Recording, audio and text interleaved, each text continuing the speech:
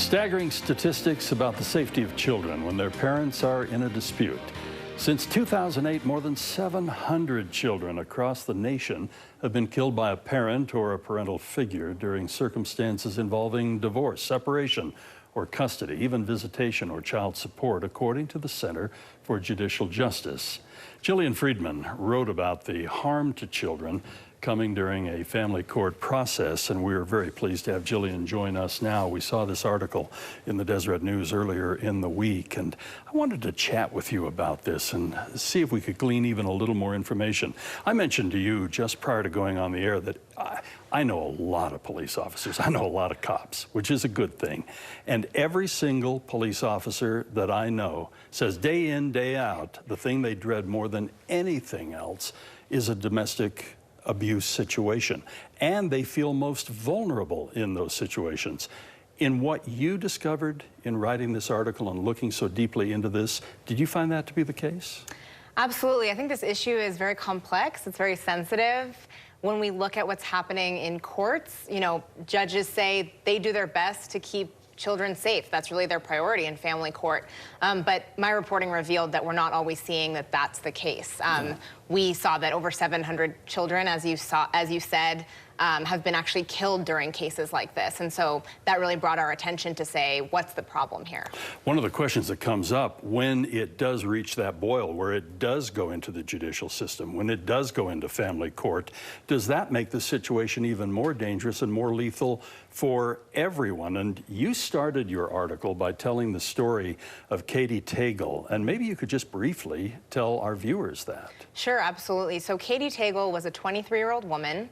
She was living in California, and she had recently left her ex-boyfriend because he had been so physically abusive that he actually had knocked her unconscious.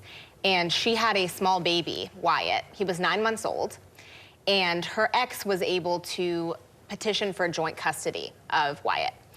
And she woke up one day to an email that made her heart stop, and that email had the subject line, "Unnecessary evil." And in that email, he described threatening to kill their baby Wyatt. And he said that was because he wanted to exact revenge on her for leaving him. And so she went to family court and she said to the judge, I have this email where he's threatening to kill my baby. He's threatening to put Benadryl in a juice bottle, and that's how he's going to do it. It's a very explicit threat. You can't let my ex have time with this child because he was threatening to murder this child. And the judge looked at her and said, my supposition, ma'am, is that you're lying. And then he ordered her to hand over her baby to her ex-boyfriend.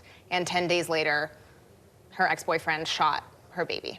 I cannot imagine in this entire situation what this mother must have felt. And honestly, if the judge has humanity in his soul at all, I can't imagine how he must feel. Absolutely. I mean, I think I talked to Katie 10 years after this happened. This is a case that happened in 2009, 2010. And Katie said to me, I thought everything would change after this. I thought we'd see a real overhaul in family court law, but I haven't seen any change. When we think of the number of children killed since 2008, 700, and the family court proceedings, have there been adjustments within the family court to try to be a little more protective and maybe even, I don't know what the word is, more understanding, more believing when the odds are so stacked and the consequences are so high? Well, I think, again, like I said, judges who I've talked to have said they always put child safety first, and it's important to remember that. But what we're seeing is that there's actually a twofold issue. One has to do with a problem associated with a credibility problem in family courts. When a couple enters family court, they're often sort of seen as not credible right off the bat because they're in the midst of this often really highly contentious custody battle or divorce. And so then it seems like whatever is said, well, that's just being used against the other party to get a leg up in the custody battle. So if you say, my partner abused this child, well, that's just seen as a way to kind of exact revenge on that person or get more time with the child. But often, this is really the only venue for these parents to express child abuse allegations. There's nowhere else you can go. If you're concerned that your former partner is abusing that child, that's the judge you talk to. So we're seeing that in that case, there's an issue associated with believing parents both mothers and fathers, but there's a particular issue associated with believing women.